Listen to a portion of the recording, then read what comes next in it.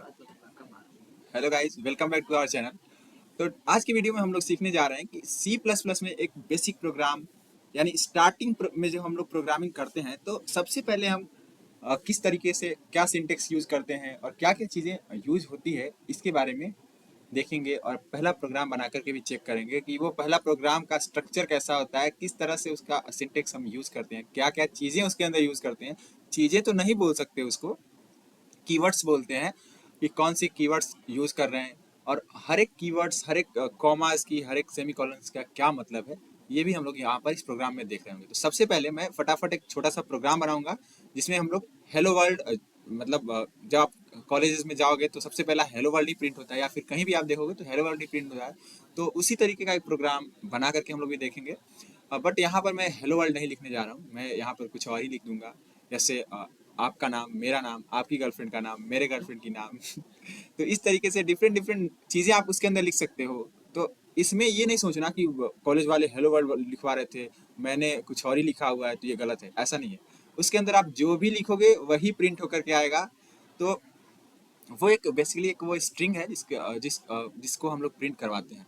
और उससे हम लोग सबसे पहले इस प्रोग्रामिंग को सीखने के लिए पहला स्टेप बोल सकते हैं इसको, जो कि हम लोग प्रोग्रामिंग की दुनिया में पहला स्टेप बढ़ाते हैं। तो वहाँ पर हेलो वर्ल्ड ऐसा लिख करके शुरू करते हैं। तो यहाँ पर मैं भी कुछ वैसे ही लिखने जा रहा हूँ। तो सबसे पहले मैंने हैशटैग लिखा। अब ये वो वाला हैशटैग नहीं है जो हम लोग ट्विटर पे ट्रेंड करवाते हैं। इस हैशटैग को हम लोग प्री प्रोसेसर डायरेक्टिव कहते हैं। तो इसको यहाँ पर मैं कमेंट कर लेता हूँ। और कमेंट क्या होता है हम लोग नेक्स्ट वीडियो में देखेंगे। तो यहाँ पर मैं प्री प्रोसेसर डायरेक्टिव कह रहा हूँ। अब ये प्री प्रोसेसर डायरेक्टिव क्या होता है, तो सबसे पहले मैं यहाँ पर लिख देता हूँ कि ये एक हमारा प्री प्रोसेसर डायरेक्टिव है।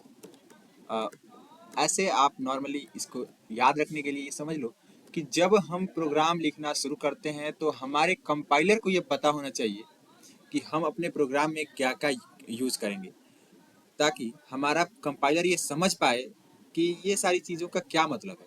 जब तक उसे सारे कीवर्ड्स का मतलब नहीं पता होगा तो उसे कंपाइल नहीं कर पाएगा। इसका मतलब ये हुआ कि इसको बताने के लिए कोई ऐसा सिंबल यूज हो रहा है, या फिर कोई ऐसा फंक्शन यूज हो रहा है, या फिर कोई भी ऐसा चीज तो है जो उसे ये बता रहा है कि देखो भाई, इसमें हम लोग ये कीवर्ड यूज करेंगे, ये हेडर फाइल यूज करेंगे। और उसको आप पहले से लोड करके रखो। जब प्रोग्राम रन करवाना है तो उस टाइम आप इसको लोड कर लो। तो उसी लोड करने वाले को हम लोग प्री प्रोसेसर डायरेक्टिव कहते हैं। यानी कि जो भी चीज़ें हमें अपने प्रोग्राम के अंदर चाहिए वो कौन लेकर के आ रहा है, प्री प्रोसेसर डायरेक्टिव। पहला काम ये हुआ। तो मैंने यहाँ पर हैशटैग लिखा। उसके बाद हम लोग एक इंक्लूड कीवर्ड लिखेंगे जिससे कि हम लोग इंक्लूड करते हैं। क्या इंक्लूड करते हैं, तो अपने प्रोग्राम के अंदर हेडर फाइल। सिंपल सी बात है। तो मैं यहाँ पर लिखता हूँ हैशटैग इंक्लूड आईओ स्ट्रीम। अब मैंने अभी तुरंत बोला था कि हेडर फाइल का यूज करेंगे, तो वो हेडर फाइल कौन सा है, तो देखो हैशटैग एक प्री प्रोसेसर डायरेक्टिव हो गया। इंक्लूड एक कीवर्ड है जिससे कि हम लोग इंक्लूड करेंगे। क्या इंक्लूड करेंगे, हेडर फाइल। अब वो हेडर फाइल क्या है, तो आईओ स्ट्रीम एक हेडर फाइल है।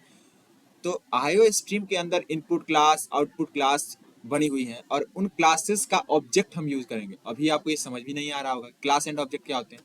तो देखो, सी प्रोग्रामिंग एक नॉर्मल हमारा प्रोसीजरल प्रोग्रामिंग था जिसके अंदर क्लास एंड ऑब्जेक्ट का यूज नहीं होता था। But C plus plus, Java, Python, ये सारी जो है उप्स कंसेप्ट के ऊपर काम करती हैं। अब ये उप्स कंसेप्ट की बात करें तो ये एक ऑब्जेक्ट ओरिएंटेड प्रोग्रामिंग की बात होती है। तो ऑब्जेक्ट ओरिएंटेड कहने का मतलब ये हुआ कि एक क्लास होगा, उसका ऑब्जेक्ट होगा। अब क्लास क्या होता है ये भी हम लोग आगे आने वाले वीडियोस में देखेंगे, और उस क्लास का ऑब्जेक्ट क्या होता है वो भी हम समझ लेंगे। बट फिलहाल आपको ये इतना याद रखना है कि इनपुट आउटपुट स्ट्रीम के अंदर इनपुट क्लास, आउटपुट क्लास बनी हुई है और उस क्लास का ऑब्जेक्ट हमें यूज करना है। इसके लिए हम IO stream dot h header file का यूज करते हैं। अगर आप Turbo C plus plus compiler use करें तो डॉट एच भी लिखना पड़ता है, जैसे यहाँ पर आईओ स्ट्रीम डॉट एच लिख देते हैं। बट यहाँ पर वीएस कोड में नहीं लिखना होता, क्योंकि ये इतना समझदार भी बोल सकते हैं टेक्स्ट एडिटर है। समझदार या फिर मॉडर्न बोल सकते हैं। इसको ये पता है कि डॉट एच नहीं लगाएंगे फिर भी चल जाता है, क्योंकि इसे पता होता है कि इसके आगे डॉट एच होता है, यानी ये हेडर फाइल है। तो हमने यहाँ पर नहीं लिखा। अब मैं इसके बाद लिखूंगा इंट मेन। और आप सी प्लस प्लस अगर पढ़े होंगे तो आपको पता होगा कि ये मेन फंक्शन क्या होता है और फंक्शन क्या होते हैं। मेन फंक्शन वो फंक्शन है जहाँ से हमारा प्रोग्राम एग्जीक्यूट होने शुरू होता है। तो मैं सबसे पहले यहाँ पर सी आउट लिखता हूँ, और सी आउट लिख करके मैंने यहाँ पर लिखा welcome to C plus plus program. मैंने ये लिखा एंड देन यहाँ पर इसको सेव किया। अब आप देख सकते हो ये वेलकम टू सी प्रोग्रामिंग यहाँ पर मैंने लिख दिया है। अब ये मैं जैसे ही रन करूंगा तो ये एज ए आउटपुट हमारे टर्मिनल के ऊपर शो होगा।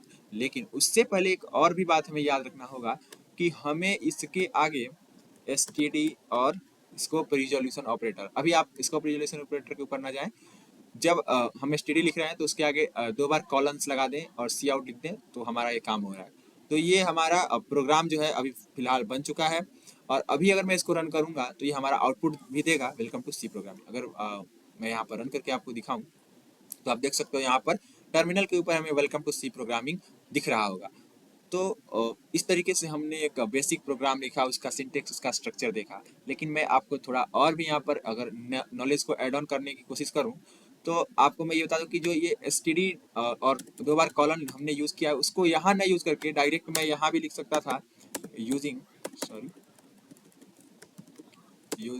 Name space std।